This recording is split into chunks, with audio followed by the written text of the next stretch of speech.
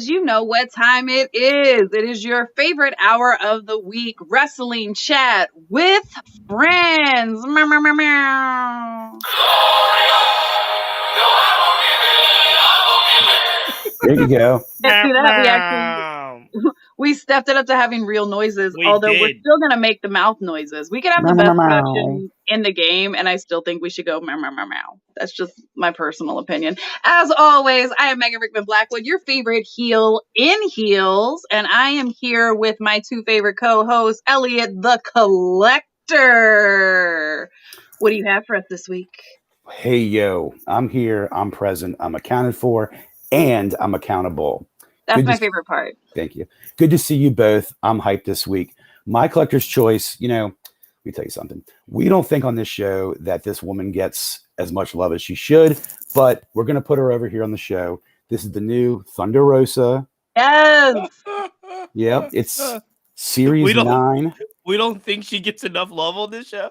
We don't. Well, y'all make fun of me when I talk about how much I love her. I don't think we love her. We don't think she gets love on this show. Okay. We talk more about Thunder Rosa than any other show I've ever heard of. But we shouldn't be the only ones. The show she's on should be the main one. So there you go. Right. But real quick, because it just came in the mail. My boys did it for the first time in 24 years. The Atlanta Braves are World Series champions. 14 in a row. There is the replica World Series title ring. It's beautiful. It matches the 1995 ring right here. Go Braves. But now let's talk wrestling. Let's get it on. Play the sound effect one more time. Yeah. Sure, you bet. But then you got to hold the rings up. Give us a little MJF Dynamite Diamond ring. Is that the base off a Bobby Roode action figure? That's exactly what it is. We have that. We have that in our house. That's right. We have that. It's so appropriate that is what you're using. We don't have a soundboard. Right. We have a toy that we push the button. Mm-hmm. Next week will be somebody else. Yeah, we have one of it. We have the Roode one. We have the Bobby Roode one. It's great seeing you guys. What an opening I'm getting. Best opening ever. I know but you got the pushy button thing that gives you extra time. Okay, so moving right along, we have your favorite 2-belt champion, Cheats 2 belts. I'm here, man. I'm excited. It's more than 2. As soon as I get the All Atlantic belt, we'll have the All Atlantic belt as well. We'll have Ring of Honor belts, like 6 now. All Atlantic belts. I'm starting to see the IWGP belts. We're getting it all. There's also a Richmond exclusive belt that I think may have to come into the mix eventually, but we're going to talk about that later because there is wrestling happening in our hometown. Are y'all excited for that this week? I'm pumped. I'm really pumped. The wrestling is. We don't want to bury the lead. We've got some guests coming. We got a guest coming on later. But Saturday night in Richmond, there is live wrestling, and I'm so here for it. I just was able to call my first ever live boxing matches last Saturday over fantastic. At the Raceway. We were able to call some live boxing in Richmond, and now we have live wrestling, more live wrestling in Richmond as this organization has been here for a couple of years now. But we're excited. Well, that's definitely one that the whole team is popping for. But let's do our pop of the week. I mean, we have had quite a bit of stuff going on in the wrestling community. It has been, frankly, a little difficult to keep up. And a lot of it's been bad. So let's talk about something that we're happy about. What was your biggest pop this week? What got you going? What made you go, ooh, I'm excited to be a fan? Elliot, let's start with you. In the wake of everything you just mentioned, it was a heavy week. It's been a heavy few weeks for wrestling for one reason or another. It was injuries. Now it is an ugly scandal. So I popped mostly from the hours of 8 p.m. to 10 p.m. on Wednesday. We're going to talk about the show. We're going to talk about ratings probably. But I tell you, as a fan, those 2 hours were fun for me. Might not have been for everybody, may not have been as much for the casual fan, but I popped from 8 p.m. to 10 p.m. watching some great matches of stars I've recently become aware of ones I've known for years, of guys I really like right now, of guys I'm invested in, of guys I don't like right now. That, in the wake of everything else, was a 2-hour pop for me, and I needed it. It was great. Amen. It was some amazing wrestling. And yes, we do. Reports came out today that the ratings were down from our traditional. We've been right up. AEW has been hitting right up, right around, right under 1 million, and it was down closer to 700,000 this go round. I think there's a lot of things leading to that. We have CM Punk, who's their biggest draw, injured. We have MJF, who's their second biggest draw, who is off TV right now. Bryan Danielson. Almost had a little Fed slip there. Bryan Danielson is injured and out. Kenny's still out. So we do got a lot going on. I do think there is a little bit of arguments to be made that some people, like the casual fan, doesn't know who New Japan Pro is, or the wrestlers from New Japan Pro is. But I think Tony Khan's doing a great job introducing them to the American audience. And on that note, I'm going to go ahead and do what I'm popping for, because two things. First, popping again for RJ City and Hey EW. Dax and Cash were on Sunday morning. I did not know. First off, I watched them all the time. They were in WWE. I didn't get it. I didn't understand why people loved FTR so much. AEW I am sold. I am sold on the top guys. So first, their appearance on Hey EW was just phenomenal. Again, if you're listening to this later, pause the show, go watch Hey EW, come on back. And then all right. Are you watching yet, Cheats? Are you watching Hey EW yet? I do watch it. I don't get it. I mean, I get it. I saw the Eddie Kingston one. I thought it was really funny. You know what? I like the show. I don't know who RJ City is, and I don't get RJ City. So I don't know if he's a wrestler, if he's like a commentary guy. Yes and yes. Yes and yes. He's also a commentary. He's also a comedian. But bro, did you watch the FTR one? Did you watch the FTR one? No, I'll tell you which ones. I saw the Tony Khan one. I saw the Eddie Kingston one. I saw the Ricky Starks and Powerhouse Hobbs one. Did you see any of the vignettes he did leading up to Double or Nothing, where he was the limo driver? Two things. Right. Those are different things. But I saw some of that. I'm just trying to figure out, and I know Tony Khan gave him his own AEW Access show. I was just still trying to figure out who RJ City is, how it built up. I think he's funny. I'm extremely again, not to bury the lead, but I'm extremely excited that he was interacting with WCWF Pod on Twitter this week. He retweeted my tweet, and I don't know. I think we're best friends now. He may not know, but I know. Friend of the pod, RJ City. We are now. He is a best friend of the pod. He retweeted us. He responded to a lot of our content. But again, he's like, I think that's the joy of like finding the court characters or finding the indie people that you love. Like when they've got 100 people tweeting at them, or even 10 people tweeting at them, like they're a lot more likely to interact than during Dax's thing. We were talking about like the mentions and stuff, and how Thunder Rosa wasn't mentioned much during her brief segment in AEW. But I mean, there's wrestlers where, like, because I stay on the Twitter feed so I can tweet for us. Thunder Rosa has been mentioned more in this show than she was mentioned. She has, than she was on Twitter, right? We're only 5 minutes in. There's so many people in the industry where it means, it means a lot that somebody's tweeting, that somebody's paying attention to you when you're not getting a lot of interaction. Kip Sabian is still hiding in the audience with his box on his head, and I see him like retweeting people, being like people that get hype about seeing him. Same thing. Like there's ones that I can think of that are like our outliers: Fuego del Sol, Marcus, Danhausen. like people that don't get a ton of attention normally. So I was excited that RJ City retweeted our stuff and interacted. I was excited about that. I think that was cool. Like you said, that was a pop for me. Yeah, so that was part. We're taking so long, and we have such a long show. But my second one is who was his guest on Sunday. Dax against Will Ospreay was phenomenal. I will admit, I believed for a while that Will Ospreay was a poor man's Kenny Omega, but I get it now. Same thing, kind of like with FTR. I didn't get it. I get it now. Right. Will Ospreay is a star, and I was really excited to have him on AEW. And of note, for as big a star as he is, that even casuals have heard his name. This was his first time in a televised match in America. So that's what I was popping for this week. And of course, Uncle Dax put on a hell of a show. So, Cheats, what about you? What got you going this week? I would have went Forbidden Door build up because I'm glad it's finally here, and I was pretty been frustrated the last couple of weeks that I don't think they've done a good enough job to start to sell Forbidden Door, and I thought they really went Forbidden Door heavy on Dynamite on Wednesday, and hopefully we'll do some more on Friday. So I was going to go Forbidden Door, but you've already taken it. So I will go over the weekend.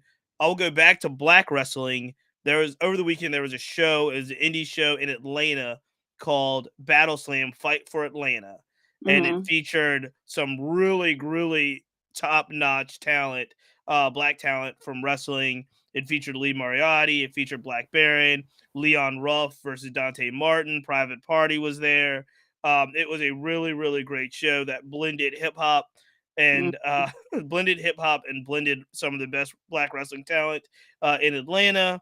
The biggest pop of the night came from rapper Little Scrappy when he did a rock bottom on Black Baron. If you haven't seen it, it's actually pretty good.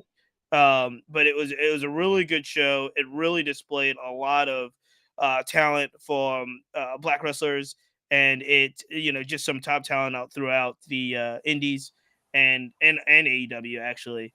And it really was a great show. Well done. You can watch the recap if you want to purchase it on Fight TV. And I was just really, really excited that we were seeing more and more of these events that showcase black wrestlers, black indie wrestlers, black signed wrestlers, if they can, get out of there, either Impact or AEW, like if their contracts allow them to do so. And it was a really, really well done mixture of hip hop and wrestling. So again, that's Battle for Atlanta. That was Battle Slam Fight for Atlanta. Took place last Saturday. Definitely worth checking out if you're able to check it out. How many fans attended? Looked like a very light room. And I don't know, because it looked like they were doing it in a club, honestly. So I don't know what the club capacity was to put in a ring. Elliot, as a true old school Richmond wrestling fan, it will definitely remind you of Alley Cats. Is kind of the way they look like when they put a ring in Alley Cats. Super small.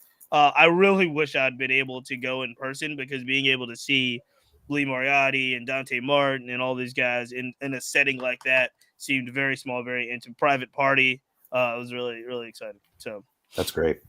Absolutely. And definitely get the show if you haven't seen it.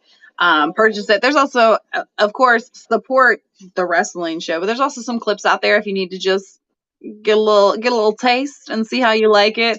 There's definitely been some clips that have been circulating on the internet that are fun, including the Little Scrappy rock bottom, which the Little Scrappy one's the biggest one. That one seems that was pretty amazing. So you said you were popping for Forbidden Door. I'm popping for Forbidden Door. I know Elliot's popping for Forbidden Door. So let's go ahead and start looking at what we have coming up. We do have a match card now, so we have a little bit more idea. I think there's probably still going to be some matches announced on this Friday from Rampage, if not further build for what we have. Okay, so let us start where we should always start, with one of the favorite wrestlers of the pod, Jon Moxley versus Tanahashi. What did y'all...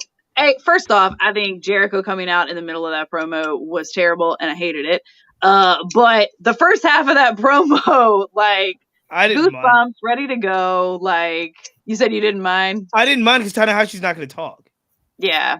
So you needed someone to come in, and like Moxley did great in the first half of it, but Tanahashi's not going to talk. So you really needed something to carry it, and I thought Jericho carried it very well. Yeah, I get it. I would have liked to have seen the two of them maybe have a stare off, maybe timed it better, so it would really kind of close the show. I didn't necessarily want Tanahashi to have to say much. I would have liked just to stare off. That'd been great, but it worked out okay when they ended up sort of being paired off with each other. Jericho did sell it well toward the end, but this has like big fight feel like we don't see all the time.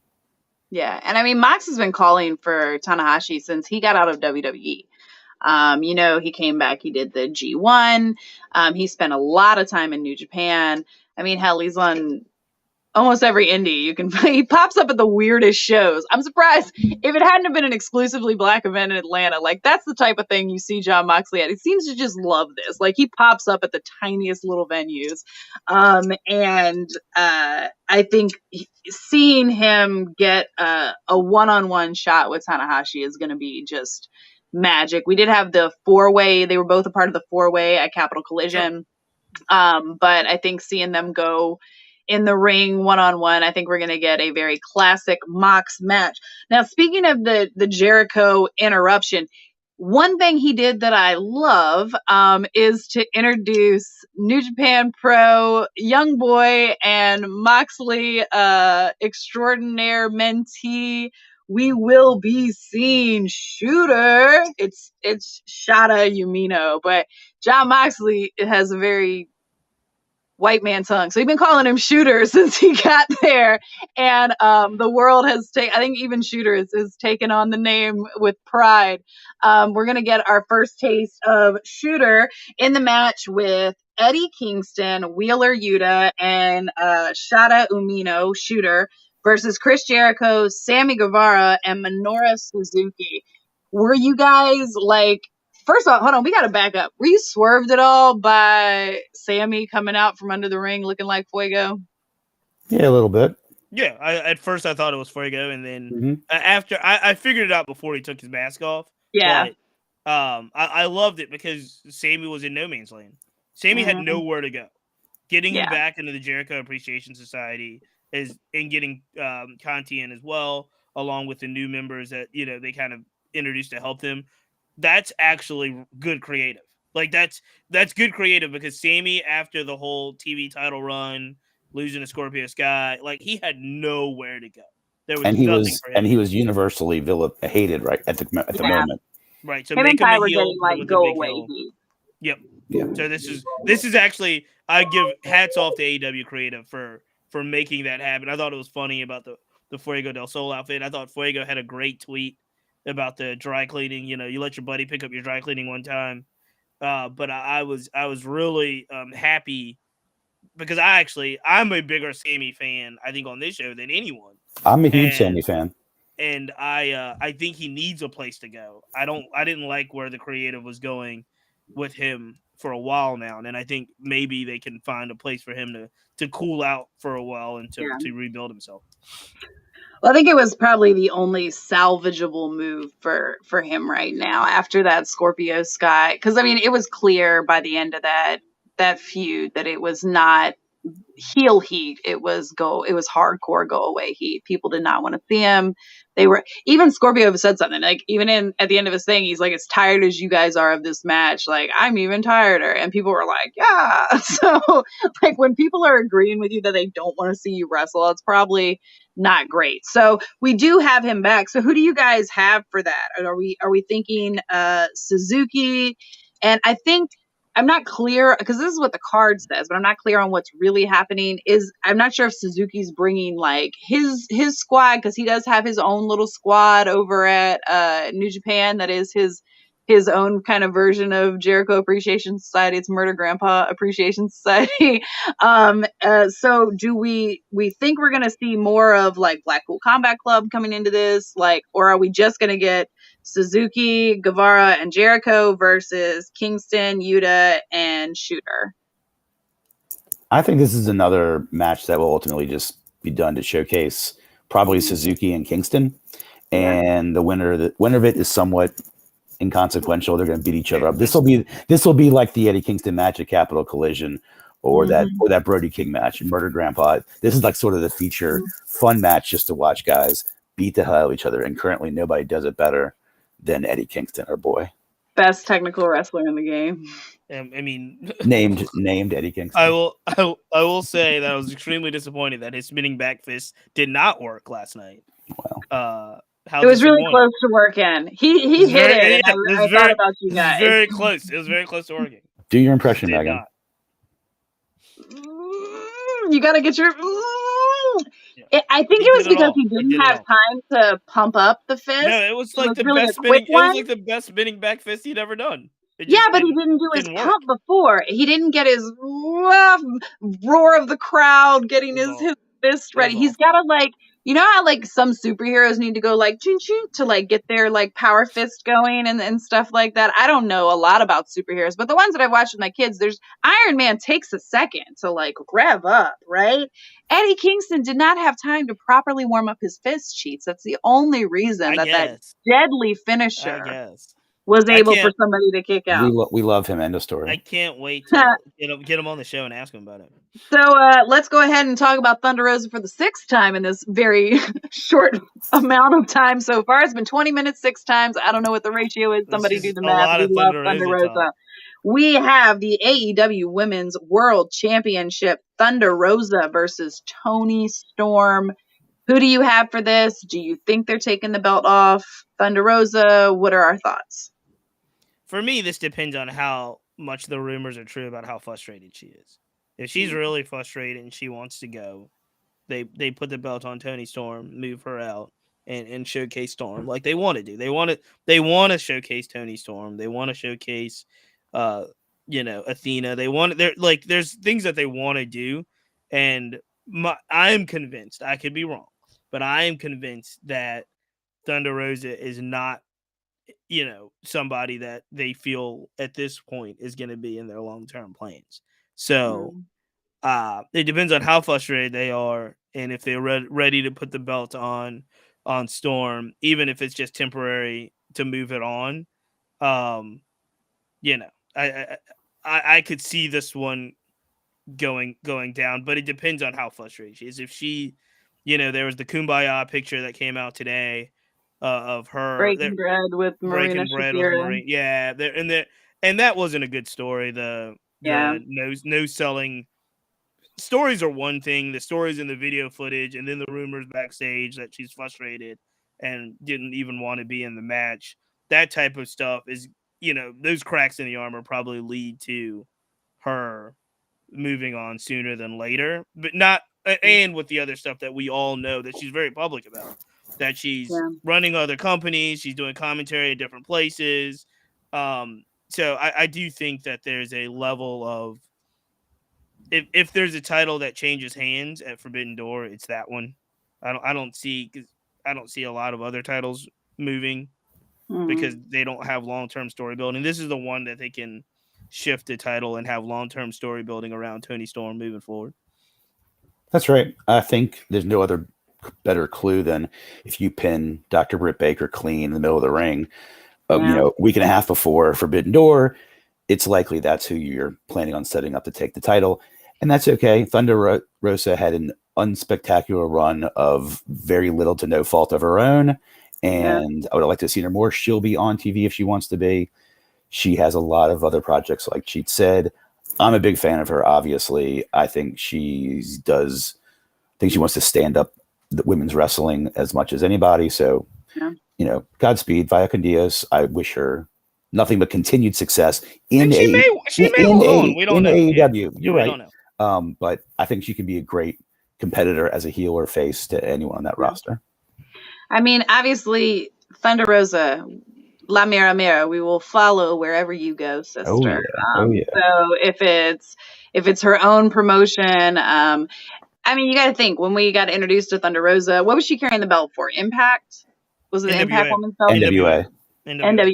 Yeah. So like, she came in as a part-timer. She came in as someone who was representing another promotion. So I think that, it wouldn't kill me to see her go back to that role. I do hope we continue to have her push out bangers in AEW later on in her career. If she's got some time and wants to come back, I wouldn't mind her getting another run at the championship, possibly when the entire roster and the women's storylines are a little bit more figured out. I think between them with the run out during her celebration, and then not really knowing how to build the feud with Deeb, and then like barely any build for Shafira. I think like we haven't got to see the best of what Rosa can do. If anybody's seen her podcast, if you've seen her in other promotions, she is charismatic. She is great on the mic. She is very good at engaging with fans and getting fans on her side. And I don't think we got a chance to see that. So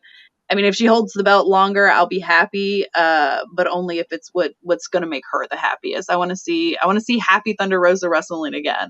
She brings joy and light to everything that she does when she seems to be in a good place. So moving on, we have, speaking of belts, we have a new belt at AEW, the All Atlantic Championship. So we are still in the midst of figuring out who this belt is gonna, the match is gonna be. So we're gonna have Pac, the Bastard Pac versus Miro. Then we've got winners that we're waiting on from the Malachi Black Penta Obscuro match. And then there's also a tournament going in New Japan that we're waiting on a winner from. So it'll either be the Bastard Pack or Miro versus somebody on that other side of the bracket. Who are you hoping walks away with that? Who do you think best represents that championship? If we're looking at it, let's call it what it is. It's the Intercontinental Championship for AEW. It is All Atlantic. Nope, we're not going to do that. We're going we're going to be AEW. All Atlantic. There's a lot of places that are either continental Europe or in All Atlantic like about Japan. We're not. We're going to look. We're going to give AEW, as we always do. We're going to give AEW a shot here and make sure that we don't call it like the belt. You know what I mean? We're going to call it not the other company's belt. It's the All Atlantic champ. Maybe it's because like Jacksonville's in the Atlantic, so All Atlantic from Jacksonville. Yeah, but I know what you're saying. Like it's either way. Who do we think is going to carry that inaugural reign? I would like it to be Miro and his extremely hot wife and his god. That's where I'm going with this. I'm going with the Redeemer. I'm going with Miro. Okay. I think Miro and Pac is going to be great. It wouldn't surprise me if Pac went on. If, depending on how they want to play this, I think what's going to end up happening will be the New Japan selectee, whoever wins that quarterfinal match. If the finals are at Forbidden Door, right? Or all these matches, that's when it's crowned. The finals are at Forbidden Door. The final will be there. Yeah. But it wouldn't surprise me if they have the New Japan participant make it to the finals over maybe, I guess, Malachi Black. And then I see Miro going to the finals. Miro and whoever ends up being the Japanese participant. I'm in agreement with Cheats. It feels like it's going to Miro. Pac has other things going on. So does Malachi. But those will be probably the two that will immediately compete with Miro. But yeah, I'm going with Miro. I want to get reinvested with Miro. I haven't been in a long time. So, and his wife is attractive and his God is wonderful. So those reasons too. Amen. Hallelujah. All I'm going to say is I wanted Andrade. Andrade was robbed. I'm with you. If he was in the tournament, I wanted Andrade always. I always wanted. Okay, so we have two more confirmed matches.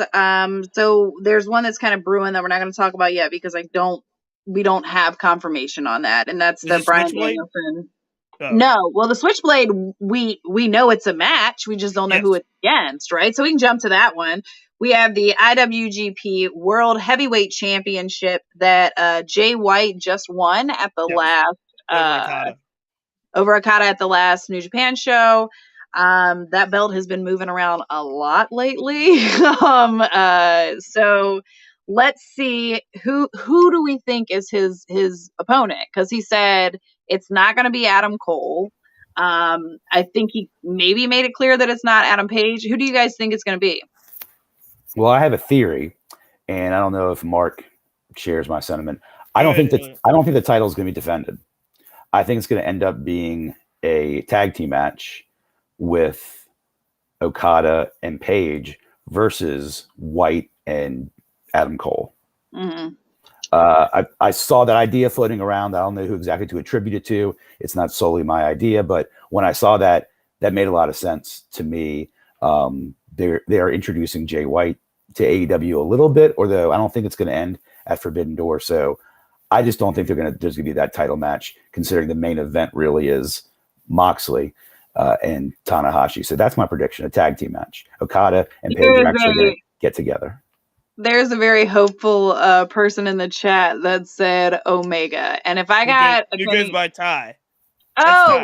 That's Ty. I don't have my glasses on because they make me look Ty? That goes by Ty. What up, Ty? Which also big shout out to Ty and his partnership with Hardywood. They have a Juneteenth beer that is out that looks delicious. I'm gonna go pick me up a pack this weekend. Me too. So Me too. Buck, we are Jubilant 2022. We are loving and supporting you, and I love and support your idea. If we could get Omega back, I would be on board for it. But what I've seen of his, what they've released of his healing and medical movement forward does not look as high as they were hoping for at this point. I think everybody thought we'd have Omega back by Forbidden Door. This is between him and Moxley, I think those are the two that speak the most to the cross promotion thing there. Ty also made a good point about all of our people that are signed to AAA do not have the go ahead to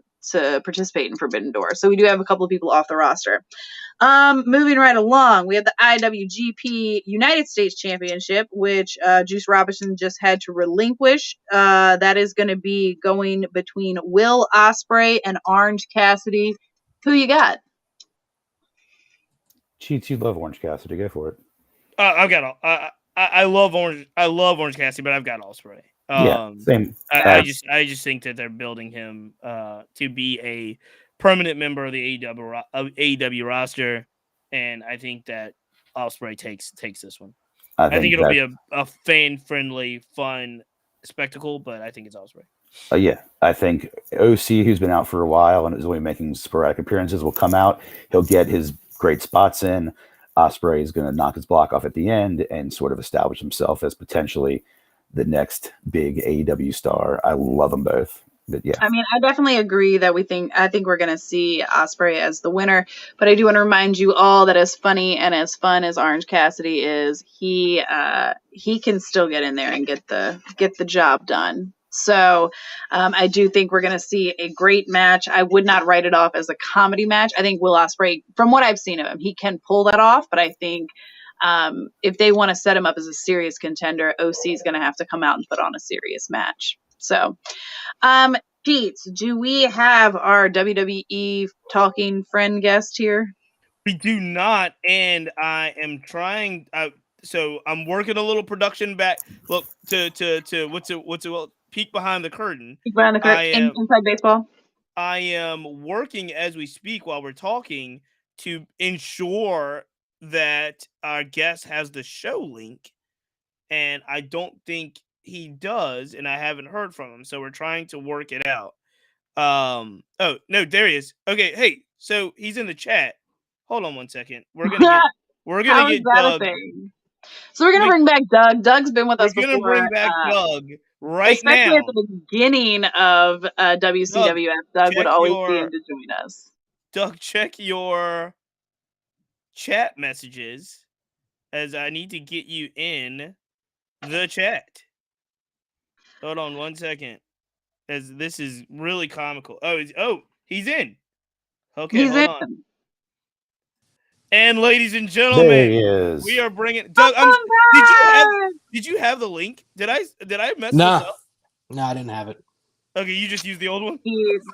Yeah. I was just big upping how good of a producer you were. I was like, we have an amazing producer, Pete, so bring you right in. I'm sitting here texting like I'm screwing this up somehow. But we've got a big show still to come. So we're going to go a little bit faster than we normally would on the WWE. And Doug hit me up, just full disclosure. Doug hit me up earlier this week. And this was before the Vince story broke and before the potential Sasha story is breaking. And said, hey, I want to come on the show because if you guys are talking Jeff Hardy, and we're going to talk Jeff Hardy. Um, And so, with no further ado, obviously, everybody make the noises to collect. Welcome Doug back to WCWF.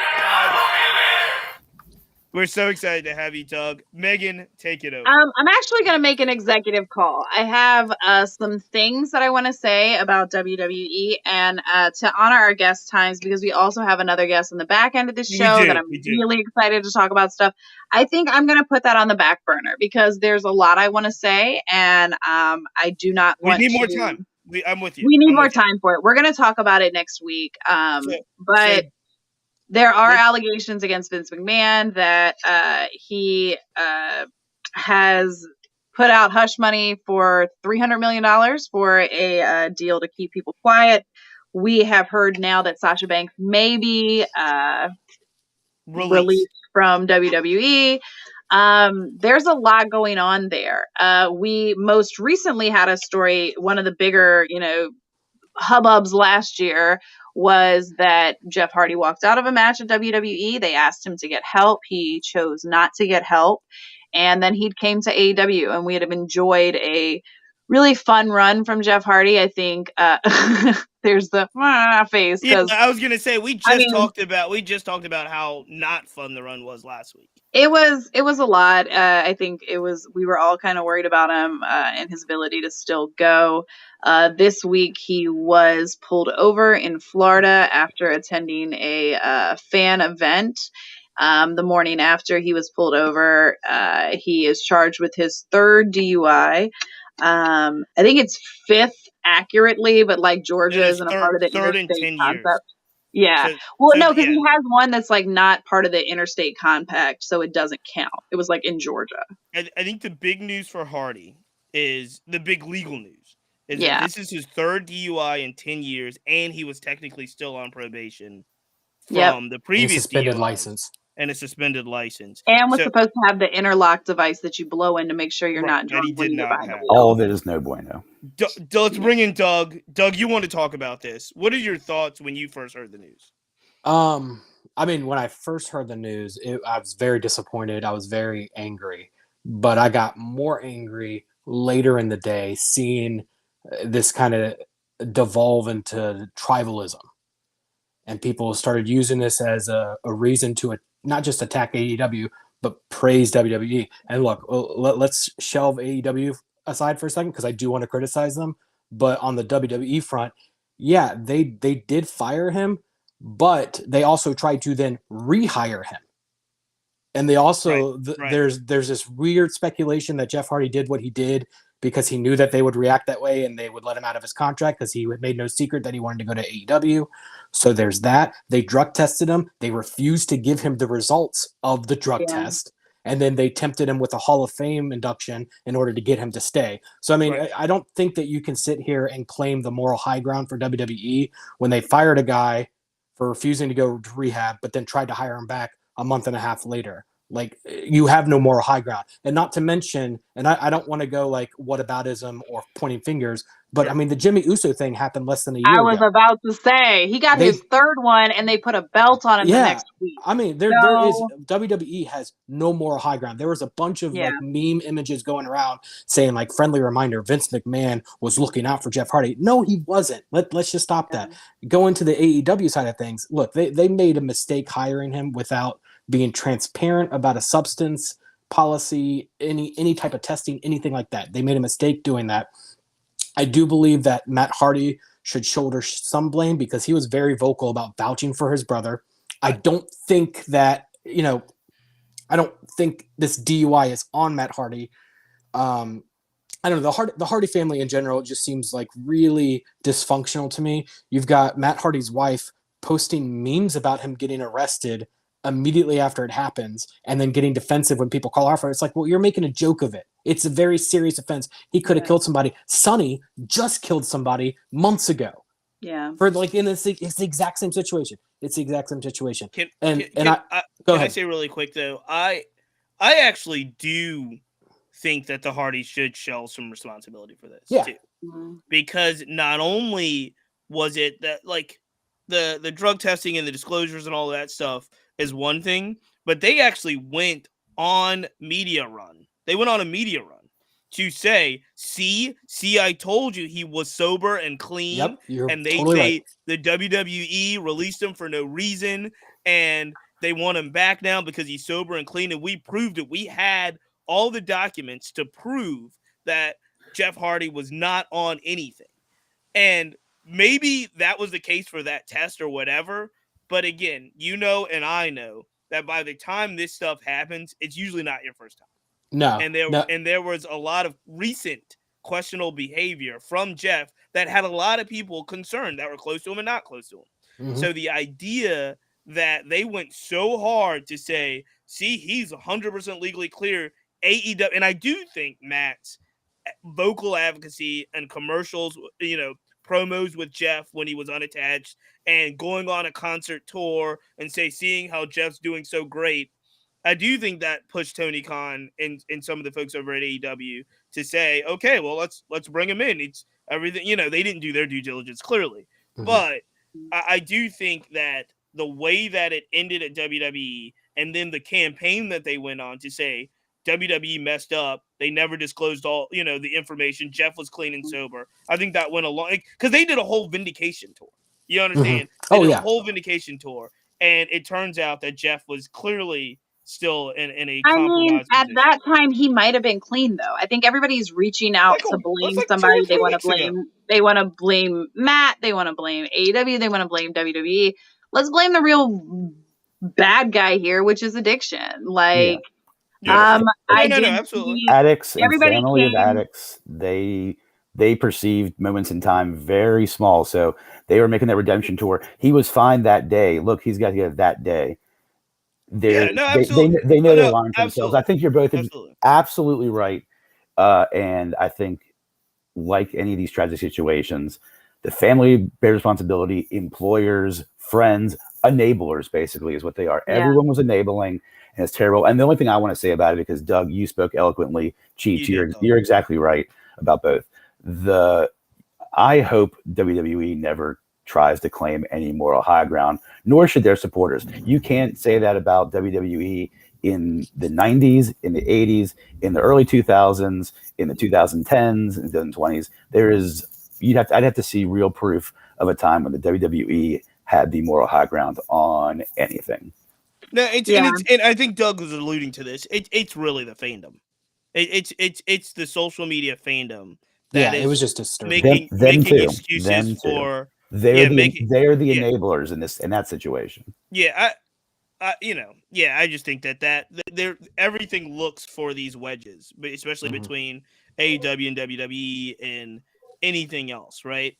We all know, and the news reports confirmed once again that what we talked about, Vince McMahon is not a good human being.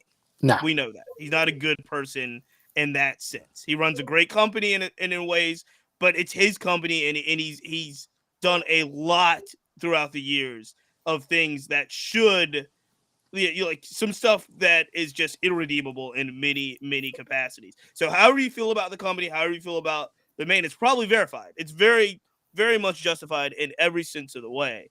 And this week for WWE's board of directors, all of the media, damage control folks, all the people that have to answer for Vince McMahon's activity and Vince McMahon himself, it is a horrible week for him. It is a horrible week for him. And, you know, we're at a point, I think, in all of this where it sucks in the sense of, like, you know, I wish the biggest stories were the stories that were actually happening inside the ring.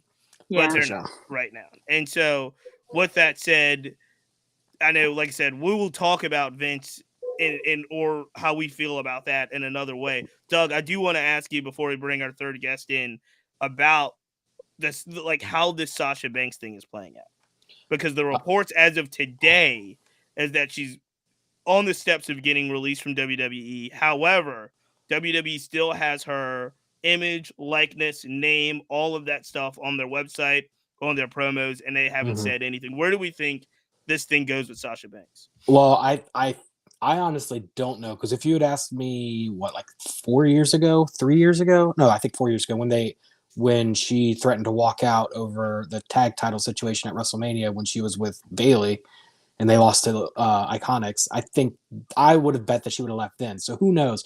I guess the scuttlebutt is that her lawyers are working hard to get her out. The only thing that I do want to clarify for people too, because a lot of people are like saying, "Oh, well, this just proves that it's just Sasha being Sasha with drama." No. Sasha has to go this route because she's got so much time left on her contract. Naomi's contract is up, I think, next month. Oh, see, So I thought Sasha's contract was up too. No. Sasha has like I think 2 years, maybe a year and a half. Oh wow, She's got a good amount of time. Well, the Yeah. other thing too is they can freeze Sasha's contract, I think, for double the amount of time legally that was left. So for Naomi, if they were to do that, then instead of being out in like July, August, she would be out in September, October. For Sasha, that would mean a year and a half more on top of everything, and they can claim other things too, like any missed time for injury. They could rack that on. It's what they did for Rey Mysterio to keep him from going to Lucha Underground for so many years. Yeah. And they did it to Danielson too, to keep him from trying to wrestle somewhere else. So I think that's why the lawyers are involved. But I mean, I don't know that this means one way or the other, but I do think that this doesn't necessarily show that there's like a division between her and Naomi. Naomi still hasn't shown up. She hasn't made any comments. Everybody is really hush hush on it. I would, as far as I know, I would assume that they're still united on the fact that they were promised, they were given a crappy hand, promised that they would be able to spin it into something good, and then were immediately had the rug pulled out from under them. Yeah. And that's all it is. I mean, do you think professional or unprofessional? There's a lot of talk about. No, I think was their actions professional or unprofessional? I don't think. Well, here's the thing. In WWE, I don't think at this point, I don't think there's room to really talk about professional and unprofessional, especially when it comes to dealing with the office. If you want to talk about like the Thunder Rosa situation, which I think is a little overblown, that's where you can talk about professional versus unprofessional. It's two people who are supposed to be colleagues that have a level of trust with each other in the ring. We're talking about the office that controls your money, that has been notoriously unfair, nefarious, dishonest. I mean, all these things about it. I don't think professional. I mean, I don't think that it was neither professional or unprofessional for CM Punk to walk out. I think those go out the door when you reach ahead at that. When you are promised something over and over again, there's a level of disrespect there. And at a certain point, you can only take so much disrespect before you have to react. It's the same. I mean, it's the same thing as if you're just a line cook at McDonald's and you got your manager calling you like a shitface but calling you a derogatory term every single day. Eventually, something's going to happen, and it's probably not going to be professional. But at that point, there is no professional or unprofessional. Side note, one of my pops of the week that I forgot was Wardlow basically saying "eat the rich" on. Yeah. He went from class action to class warfare. I popped so hard. Doug, stick around with us. We're about to talk about an amazing show in Richmond, and that's one of the things that I will say I love about the smaller promotions is that it seems like these guys are a family. They care for each other. They take care of each other. And we get to experience that firsthand on Saturday, June 18th. United Elite Wrestling, Richmond's own promotion, is putting on Cataclysm. And we are very lucky to have with us Ref Jason, who will be calling the shots, smacking the canvas. What's up? Meow, meow, meow, meow. What's going on, y'all? How are y'all? You get the nice, glorious one. That's good. What's going on, Mr. Ref? What's going on, Mr. Ref? How's it going, guys? Thanks for being on. We are so excited to have you. First off, the show is Saturday, 7505 Ranko Road. Doors at 5, bells at 6. I believe tickets are still available, Mr. Ref? Yes, from what I'm told, tickets are still available. So just go to the Facebook page and get your tickets. Okay, so you're here as a representative of your amazing company, UEW. Tell us a little bit more about your organization. You guys run in Richmond pretty frequently. Give us the rundown. Yeah, I mean, we're local here in Richmond. The promoter, owner, Chris Keith, also known as Double K, he runs it. We do run about every few months. And right now, Rhett Titus is our heavyweight champion. And everyone knows him from Ring of Honor. Yeah, he was just on the big Ring of Honor Supercard show, so AEW fans are now getting a chance to see him. And we have a big match coming up with Rhett Titus this week. It is the UEW Heavyweight Title match with Tom Latimer and Rhett Titus. Tell us a little bit about that. What's the build over at UEW? Are you guys excited for this match?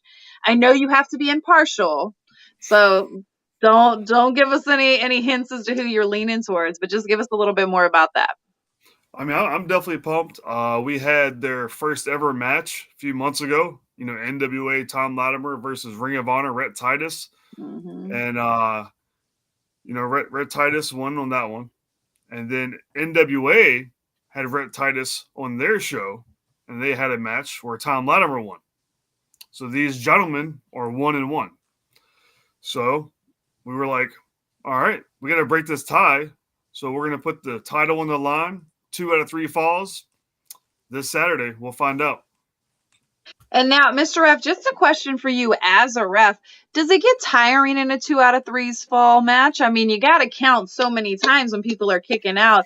Do you guys sub people out? Or should we expect you in the ring the entire time? How does that work? Whoever's going to ref that match, it might be me, it might be somebody else. They will be in the ring the entire time. That sounds like a lot of work. So we are excited to see it, and we will be throwing you water bottles from the stands. All right. You guys also have a women's title over at UEW, and we've got the match coming up with Gia Scott and Danny Moe. Can you give us a little bit more information on that?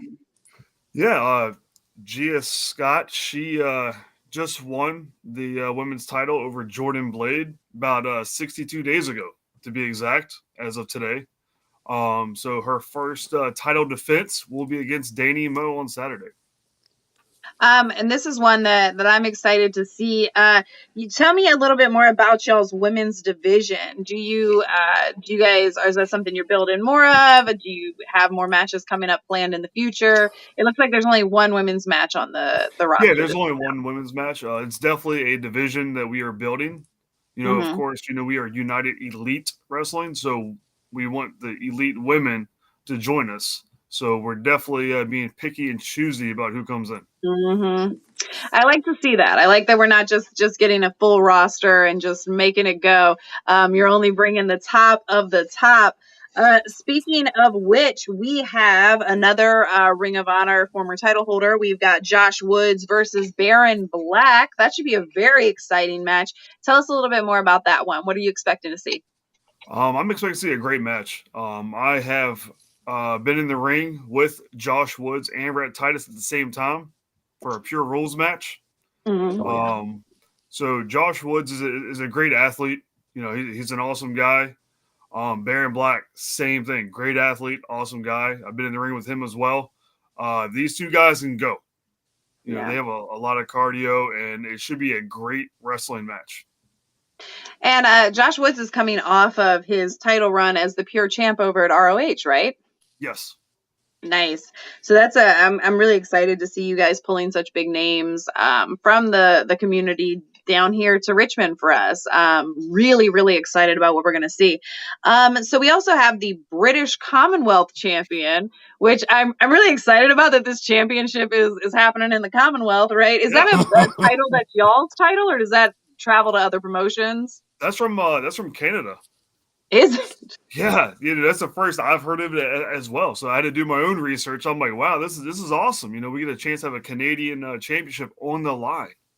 I love it. It's almost, if one could say, it's almost all Atlantic. We're got the Atlantic coast, right? Very close. Very close. The British Commonwealth Championship in the Commonwealth. It will be Isaiah Frazier featuring Silas Young.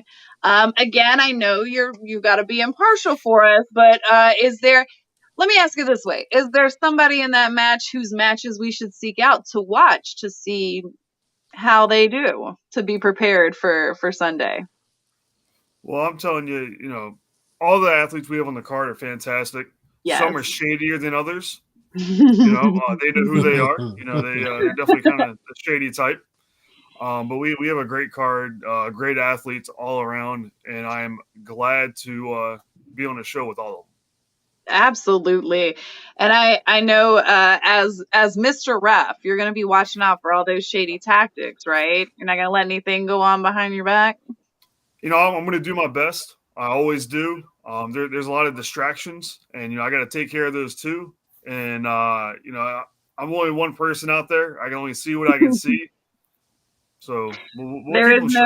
There is no playback in wrestling, as they often say. All right, let's keep running down. So we've got multiple tag team matches going on.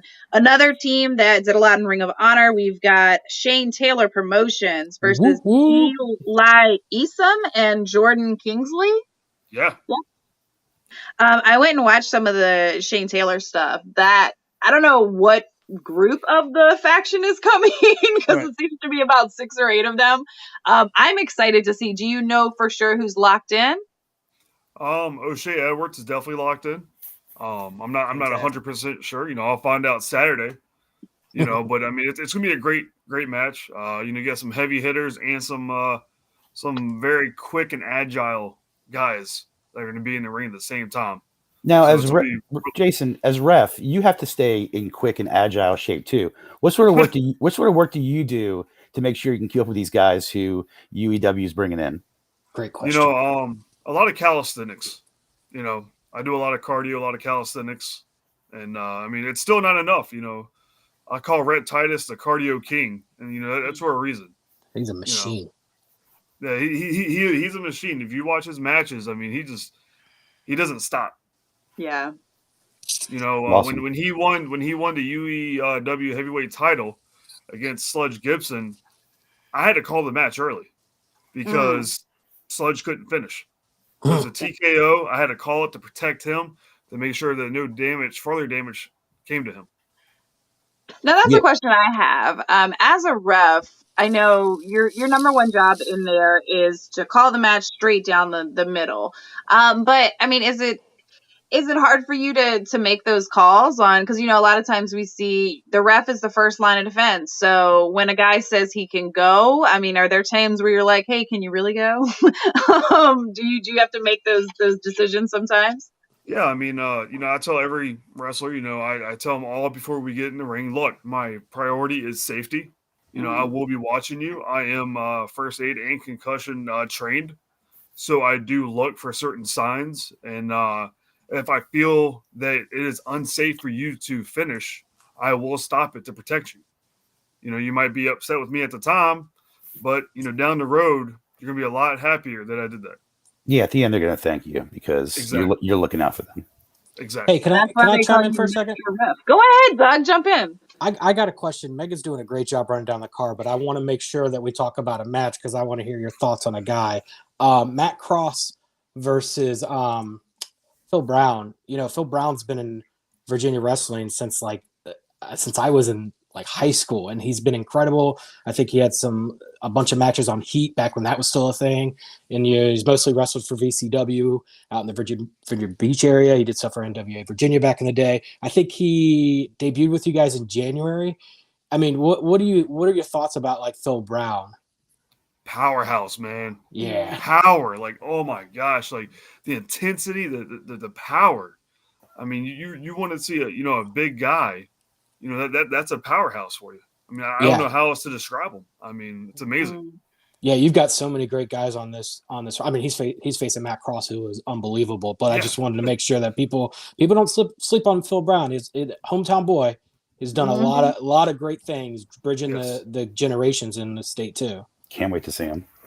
Absolutely. That's definitely one that we're looking forward to. We also have a grudge match. So we're settling grudges. Tell us a little bit. Where's the beef coming from with Double K versus Sledge Gibson?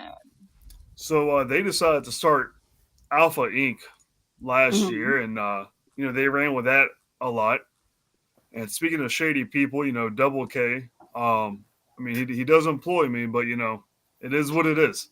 I call it down the middle. He doesn't get too kindly to losses and mistakes that are made. And we are human, but Sledge lost a match at our last show, and let's just say that him and Wes Rogers went through a table. Mm. And so based off that, now we have a grudge match, which is going to be, I don't even want to know. So we're fighting the boss man here. Sledge Yes. Gibson is going. He's taking on the man. Yes. Former Has friends. Double K slid anything extra into your paycheck to get you to call the match his way? Absolutely not. Even if I'm a man of my word. That's right. Even if he suggested doing that, ref, you're not the type of guy that I take to take any bribes.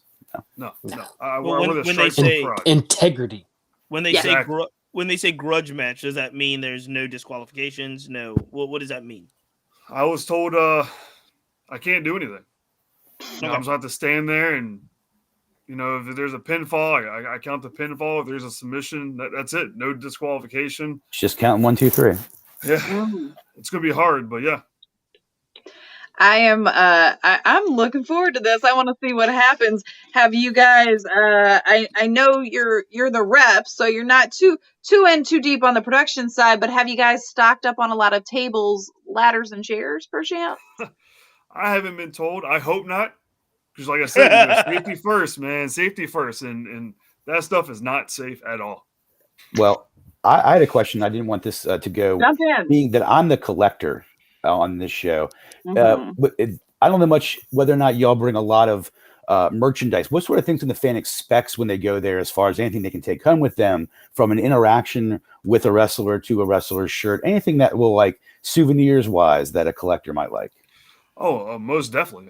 If you've never been to an independent show, I mean, it's amazing. Doors are going to open at 5, and when you get there, you're going to have wrestlers at their table selling their merch that you can take photos with, get an autograph with, buy their stuff. And I mean, it's fantastic. And during intermission, same thing. Meet and greets, photo ops, and merch. Well, I tell you, the collector side of me really likes hearing that. I can't wait to be there. I am coming with bells on and my camera phone ready and cash in hand, because I am looking forward to some UEW merch and getting to see some of these people. Let's see. We've got another tag team banger. You've got the Alpha Inc. versus Facade and Vinny Pacifico. Timmy Danger versus... Oh, no, that's the next one down. So it's Alpha Inc. versus Facade and Vinny Pacifico. You said Alpha Inc. was part with Sledge Gibson. Is there a little cross rivalry going on here? Were they together before and they're still together? They were together before. Sledge got kicked out. And then Jay Sin came in with, if y'all remember Sin, he came in with Alpha Inc. now. So now you have Double K, Sin, and Buckler as Alpha Inc. So we're getting to see both sides. We just have the tag team groups, and then we're going to have the Double K and Sledge. Yep. So does Facade and Vinny run with Sledge at all? This is going to be their debut for UEW, and they get a title. This is a title shot, on their debut. That's big business. Yeah, that's big. So it's going to be a title shot. So we'll see what happens. I don't know. I mean, they're Alpha Inc. That they're big guys. They're not high flyers like the others. So we'll see what happens. I'm certainly looking forward. The tag match is exciting, but to know that it's their first night out at UEW, that's when the miracles and magic is made.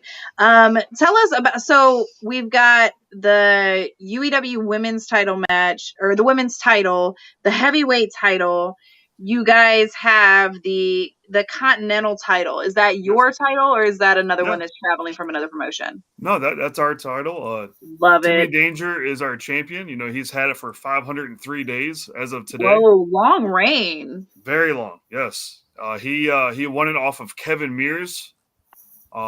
He had a opportunity to cash in, if you will, and it was a very shady deal, but he won it.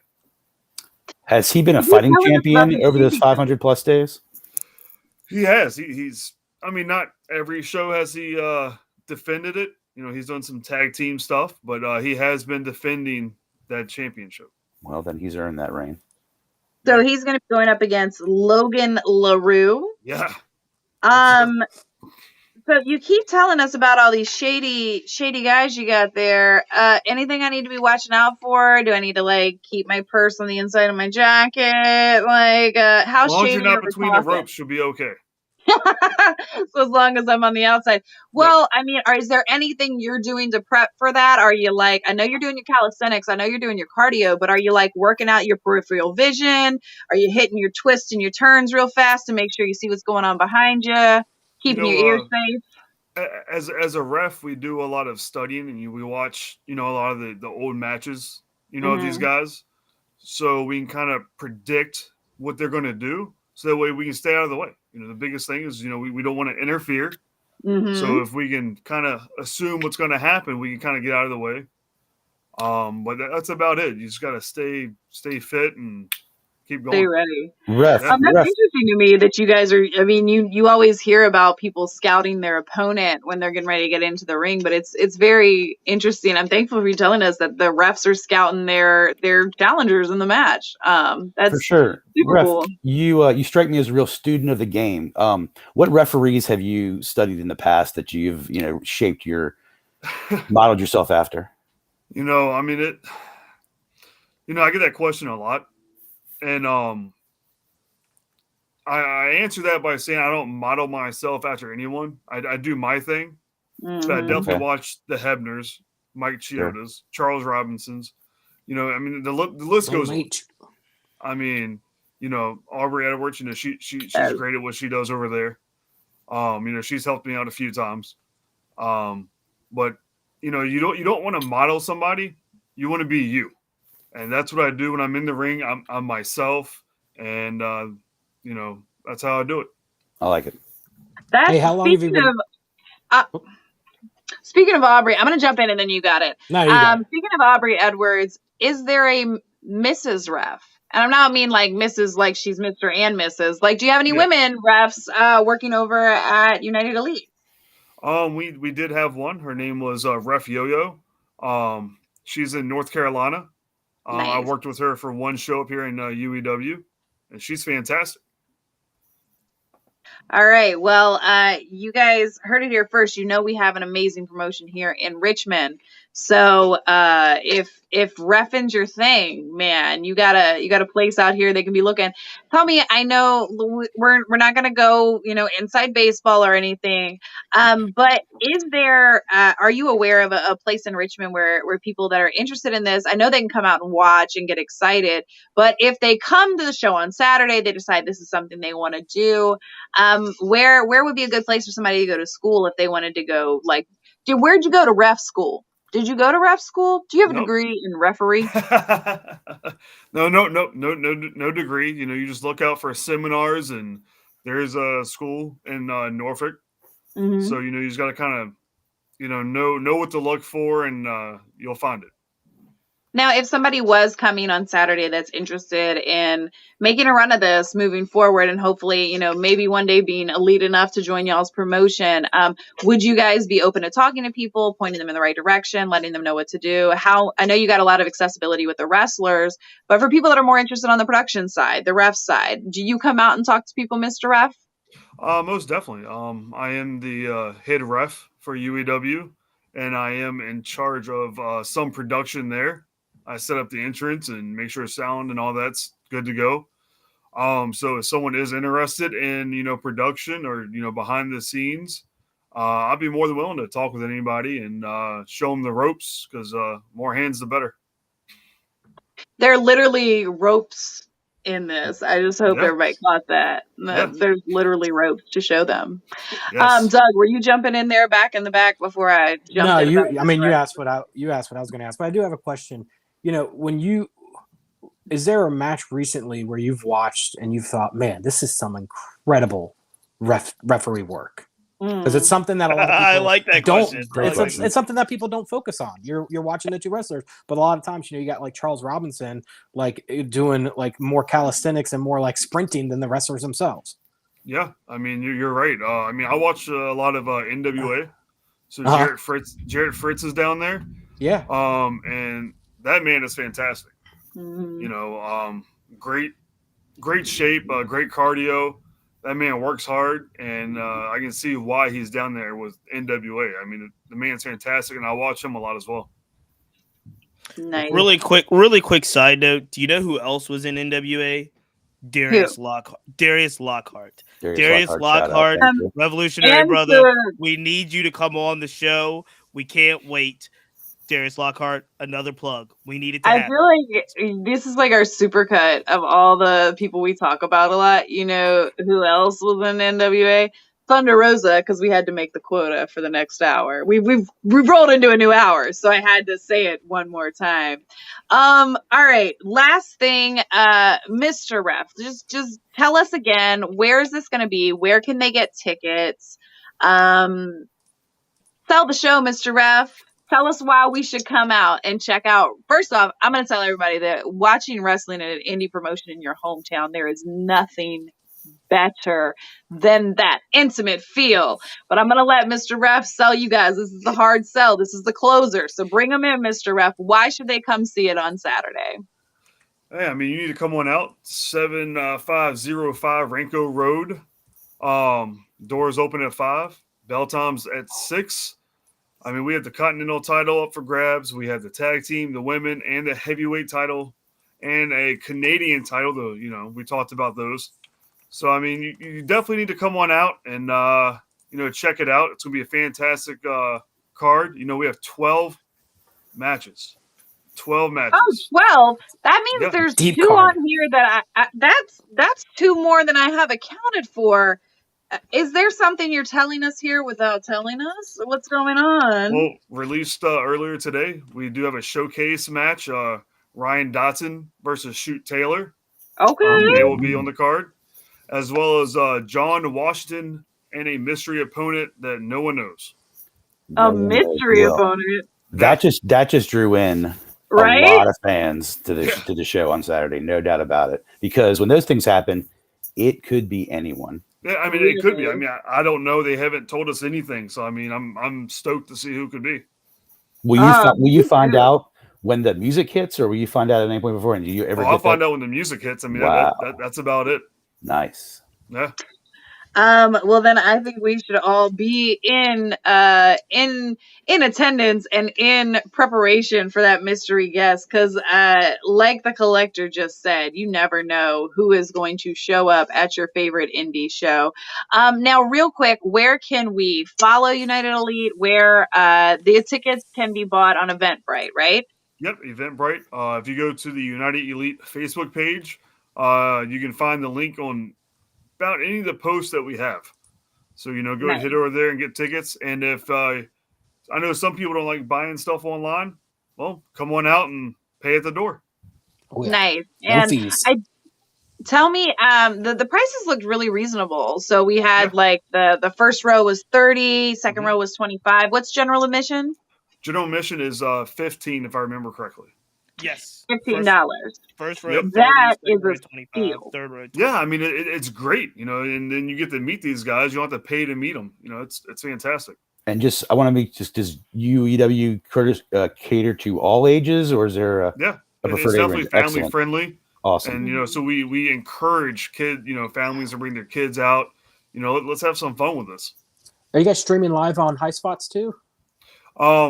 We do film it and then they post it later for Okay. Hot Spots Wrestling Network.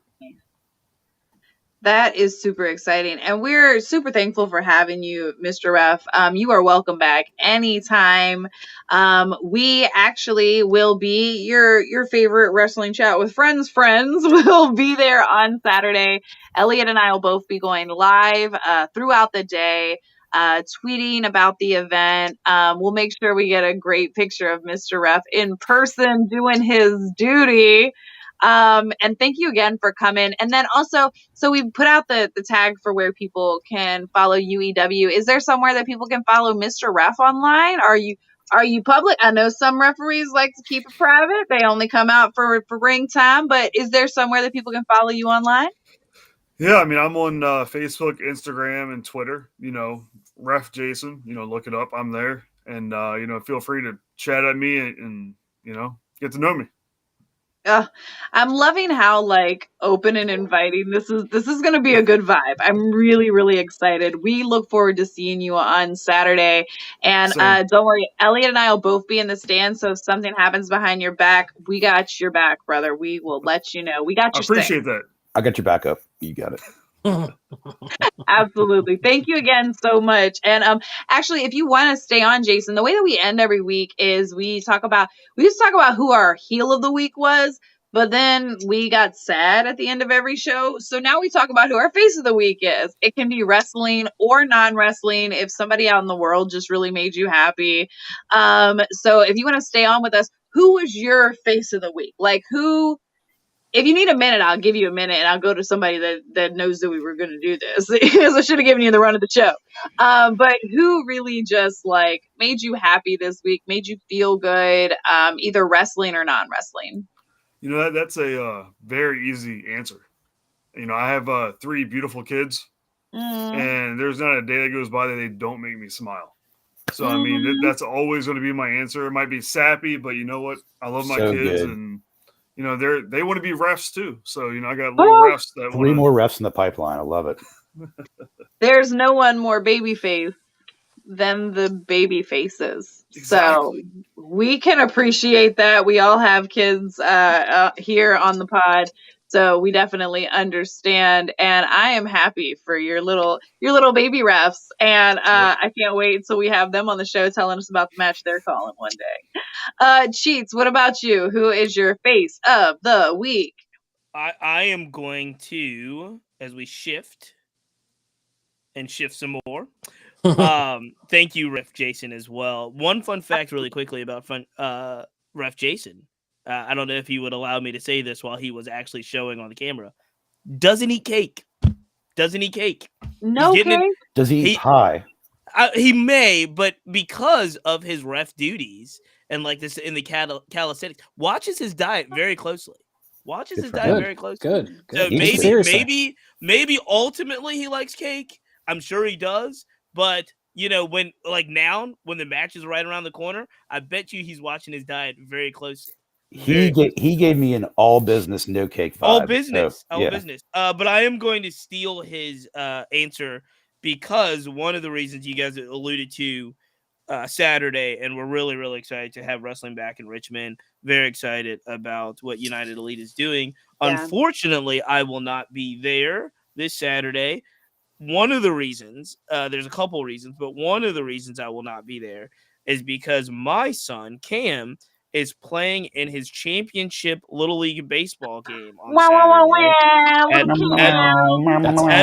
at Bethlehem Little League. The Bethlehem Coach Pitch Pirates are playing in the championship, and I'm so excited. There's a team that started off 0-4 and have now run off 8 of their last 10 games. So they finished with a really won 6 in a row in that streak.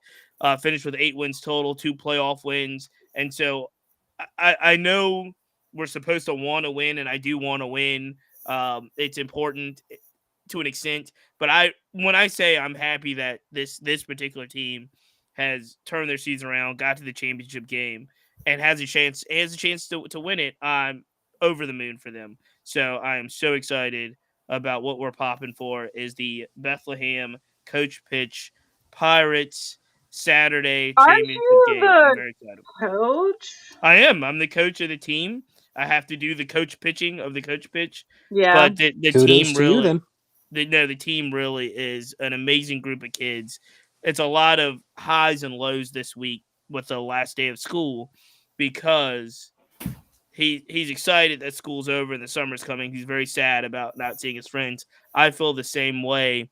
Really excited that we're in the championship game on Saturday. Really sad that this will be the last time that this group of kids will be able to take the field together. So it's bittersweet, but I'm really excited. So Saturday, go Pirates. You got a whole team of faces of the week, which I can appreciate. Yeah, they're great. Doug, great who you got? Who is your face of the week? I'm gonna go weird. You know, I'm a Celtics boy, but I mean Andrew Wiggins, man. Woo! I'm good on Wiggins. He got MVP. so much slander. He got so much slander. I'm still Team Curry for MVP, but like Wiggins has proved that he belongs in a conversation of great NBA players currently. Whereas Currently. people around the All-Star break, people were giving him so much flack. He's had to deal with so much flack historically in his career. It's really nice to see somebody play at that level on the highest stage. Baby face of the division, Elliot, what you got? Who is your face of the week? I had one kind of all locked and loaded before Cheats and Ref talked about their families, so I'm going to jump on that train. My son finished 4th grade today and is crossing over to 5th grade, his last year of elementary school. I feel totally unprepared to be a year away from having a middle schooler, but he looked good out there today. He joined the drum line. He was performing at this. He was selected for that. He is a champion every day in my book. Nice. My brother Andy, who was a fan of the show, actually just walked in the room and sat down across from me. He was in town, surprising me. He lives in Charlottesville. What up, Andy? He took his kids for the last 2 days, has been at the Ty Jerome basketball camp in Charlottesville, giving those kids an experience. He is an amazing father. He's my hero. His kids are amazing. So with everything going on in the world, wrestling, non-wrestling, kids are always faces of the week. Megan, you said it best. You guys are my faces for another great week. Our fans are my faces. We have built a little community here. The Twitter page is growing in followers. We're moving toward 200. We appreciate you guys at WCWF Pod. Give us a listen. Tell a friend. You guys are the faces. You make us look good. Absolutely. And I'm just going to say we're always, we're marking out for the kids. We're marking out for the fans. And we are marking out for good wrestling. And it ain't over. So we count it out. I should have had Ref Jason do this. He's like the most experienced one out of all of us, right? Megan, did you say your face? My face is all of your faces and all the faces in the world of all the great people. I don't know. My face is RJ City because he makes me laugh every Sunday. I'm sorry. I'm just going to go ahead and say it. He makes me laugh a lot.